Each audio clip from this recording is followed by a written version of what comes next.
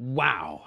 SpaceX's second Starship Launch Tower starts stacking. How long till it's done? Block 2 Starship spotted. What's the difference? Falcon 9 failure. How bad is it?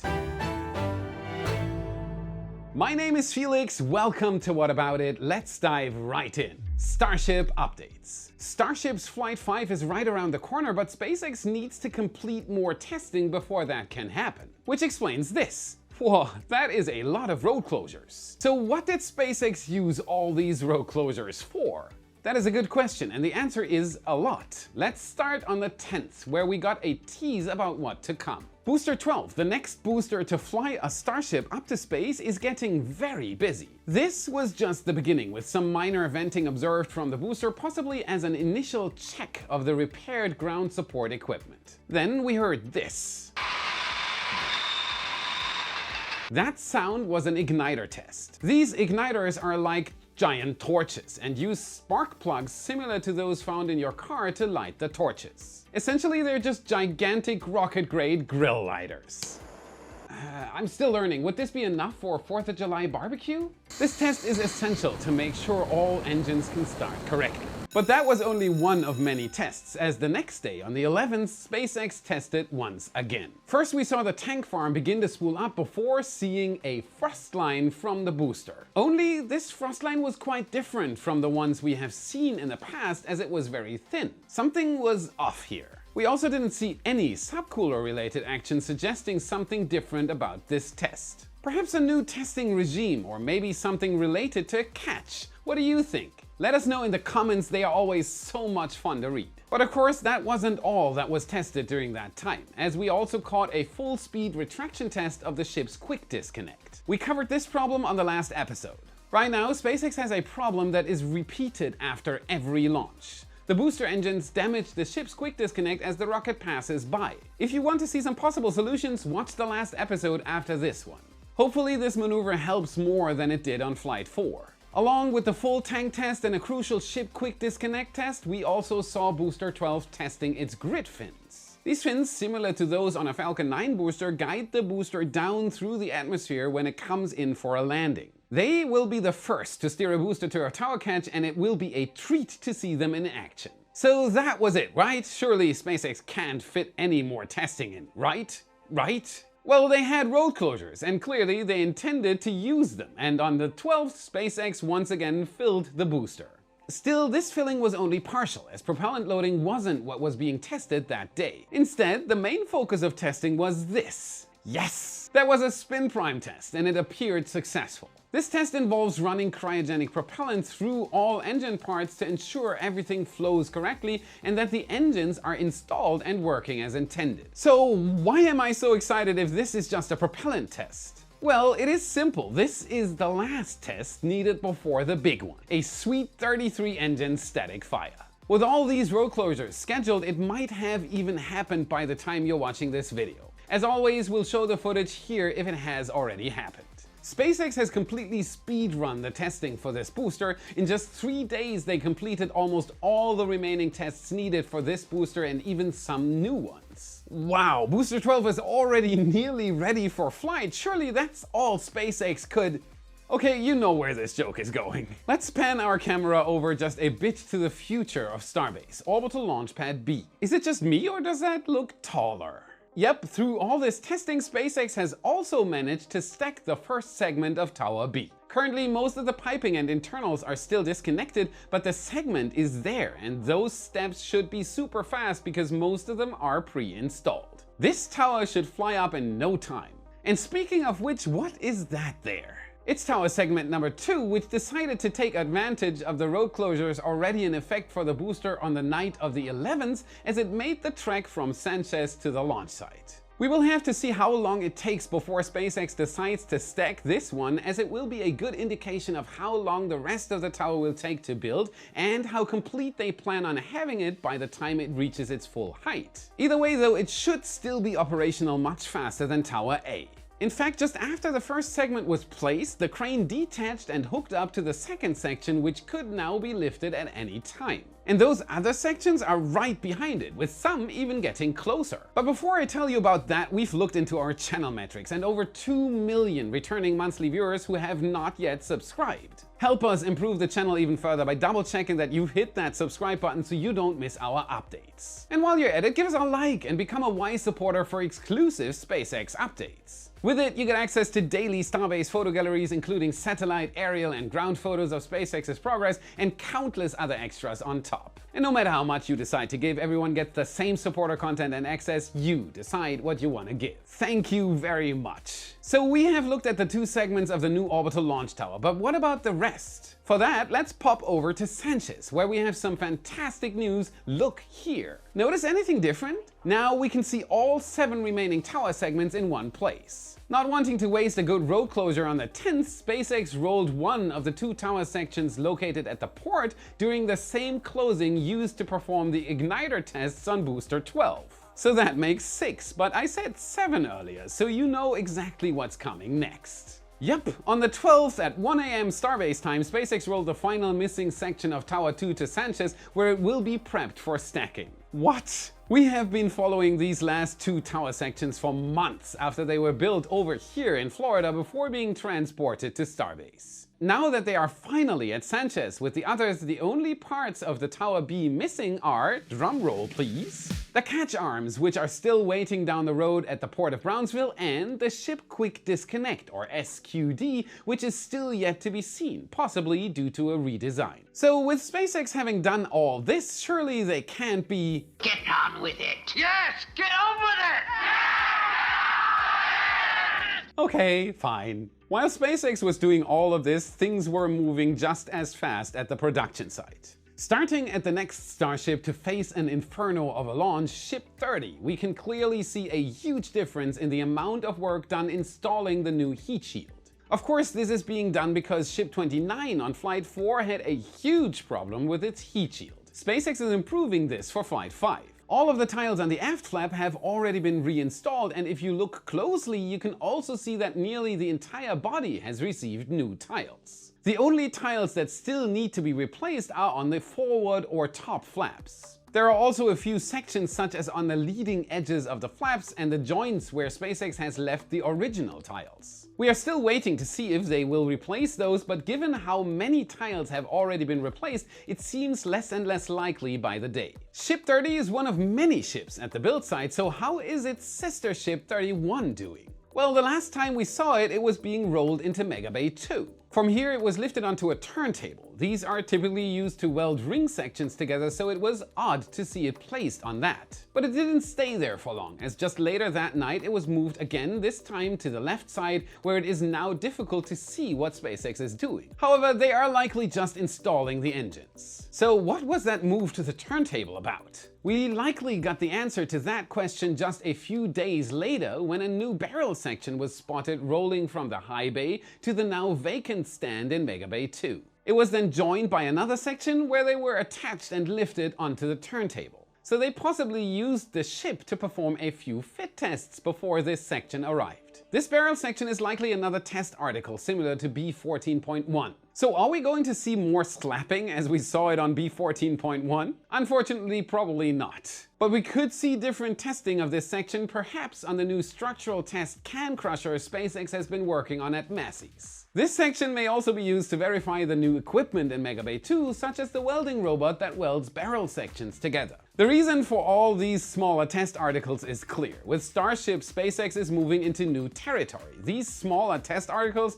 are made to prove or disprove concepts quickly. This was one of many barrel sections we saw near a Mega Bay, only this other one was sitting outside Mega Bay 2. Unlike the others, however, this section was moved outside the first Mega Bay, where it sat for the past few days. This could be another section of the previously mentioned test tank, however, given its location and lack of work, it is more more likely a section of booster 15, which began stacking in the Mega Bay in mid-June. So we may see this ring fly on Flight 8. Wow, to think we are talking about hardware for the 8th orbital test flight while waiting for Flight 5? But these two sections weren't even the most exciting sections spotted this last week. Check this out, I want to spoil so badly right now. Unlike the previous barrel sections we discussed, this one is not designed to hold propellant. Instead, it is a ring section for a ship's nose cone designed to hold the payload. And the payloads in the case of this ship are SpaceX's very own Starlink satellites. The giant cutout tells us this. Starlink satellites will be stacked in the ship and then dispensed similar to a Pez dispenser. Can I spoil now, please? Thanks to this cutout, we can also see what appears to be a new thruster assembly. This assembly is designed to keep the Starship's orientation in the vacuum of space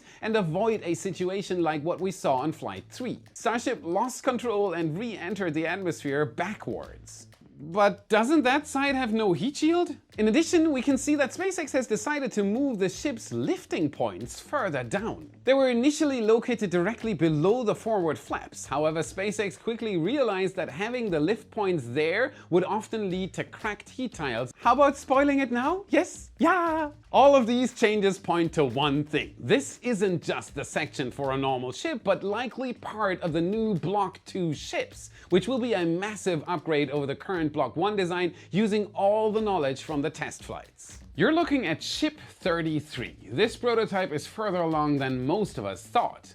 On the 14th, an entire Block 2 nose cone entered the high bay. The new flaps with their forward-facing hinge points move further out of the plasma flow on re-entry, mitigating the hinge seal problem we saw in Flight 4. You can see an entirely different heat shield covering much more on the leeward side. There also seems to be a new cowbell vent on top of the nose cone on the leeward side. This should give SpaceX extra pitch authority. The ground handling points have been moved all the way up to the nose tip. Block 2 will change everything and it's almost here. Wow, SpaceX's speed is starting to make the Flash look slow at this point, and we're still not done. If we move over to Massey's now, we can see even more work being done as SpaceX teams have begun work again on constructing Can Crusher 2.0. Thanks to our photographer John, we can see that the vertical sections for the next ring of the structural test assembly are now in place and ready for teams to connect them. This contraption is used to test the structural integrity of starships simulating the forces of a launch. This will be the fourth section counting the bays, and it appears it won't be the last. We know this because we can see these guides designed to make stacking a structure on top much easier.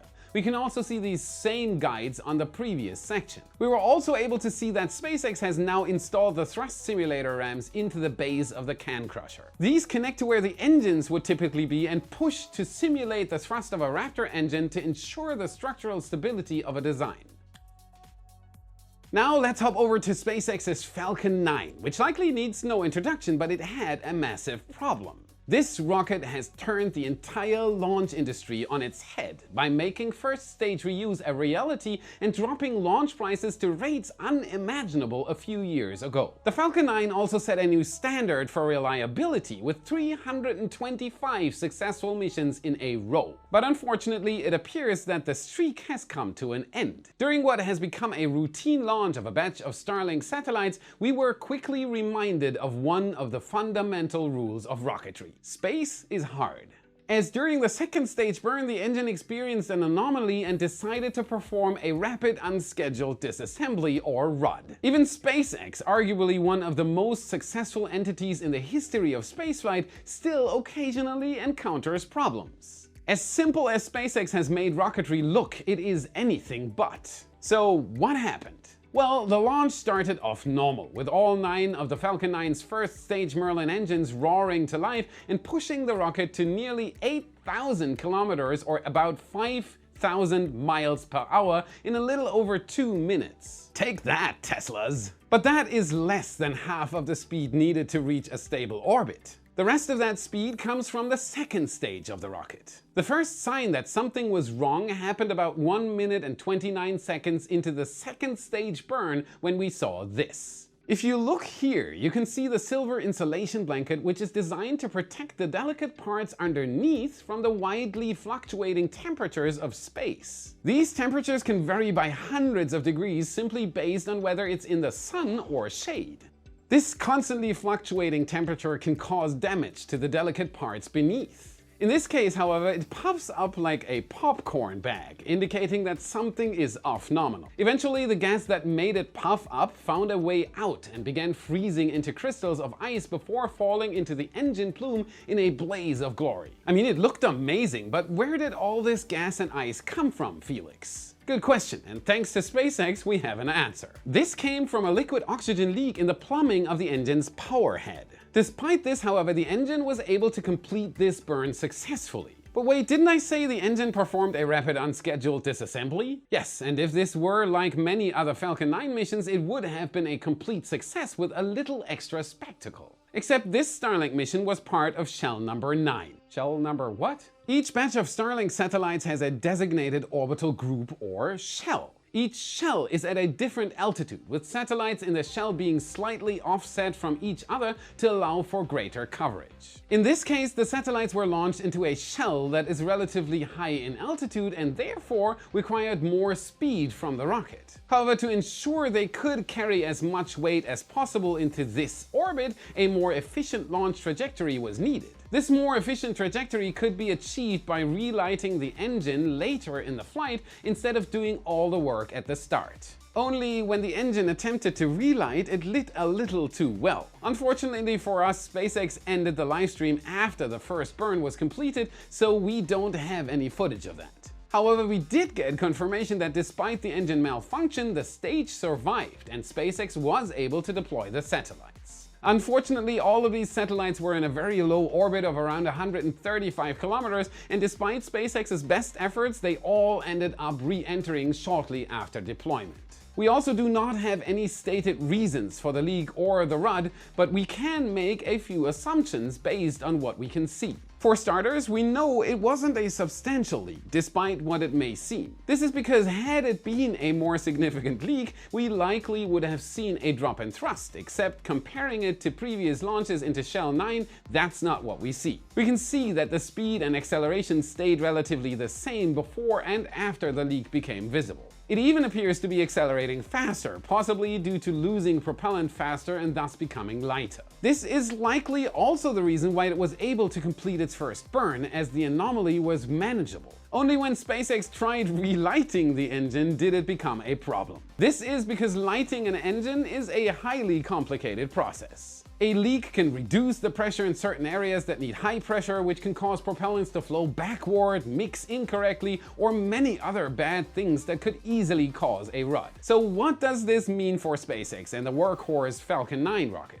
Unfortunately, it means Falcon 9 and Falcon Heavy won't be flying while SpaceX figures out what caused this and ensure this never happens again. It'll get very quiet here at my house for a while. This means missions such as Polaris Dawn, the first commercial spacewalk, NASA's Crew 9, and many other missions may get pushed back. SpaceX and the FAA will now need to perform a mishap investigation to ensure the rocket is safe for its customers and the public. Until then, the Falcon family can't fly. This incident also shows why the US government is so adamant about redundancy. With the Falcon family grounded for an unknown amount of time, NASA, for example, may need to purchase seats on Soyuz to transport astronauts to the ISS again. Or now, assuming Starliner is verified, they could fly astronauts on that.